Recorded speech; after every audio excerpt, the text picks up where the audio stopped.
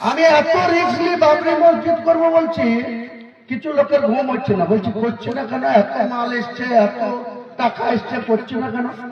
আরে শুরু না করেছে দুবার হাইকোর্টে কত টাকা দিতে হয়েছে, 12টা করে উকিল লাগাতে হয়েছে। আমি আবার কোন ত্রুটি রেখে, পেপার পত্রের কোন ত্রুটি রেখে আমি যদি বাবরি মসজিদ শুরু করি, এই নেমুখারামের বাচ্চারা কে করে দেবে যে আমার বাবরি মসজিদ তাই করতে দেবে। তার জন্য আমি একটা ভালো ইঞ্জিনিয়ার কোম্পানিকে দায়িত্ব দিচ্ছি, তারা সমস্ত পেপার ওয়ার্ক করছে, ডিপিআর তৈরি করছে, এবং তারা যখন হাতে করে এখানে কাজ করতে আসবে, হাইকোর্টে কেউ গেলেও স্টে পাবে না।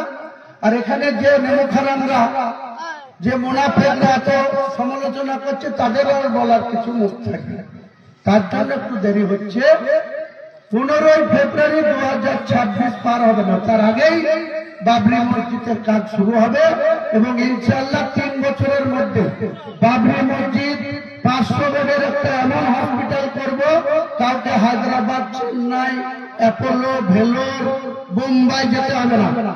এই মুর্শিদাবাদের বেলডাঙ্গাতে, সেদিন ওই জায়গাতে আগামী দিনে শুধু মুর্শিদাবাদের লাই, মালদা, মুর্শিদাবাদ, নদিয়া, বীরভূম, সবাই এখানে পরিষেবা পাবে।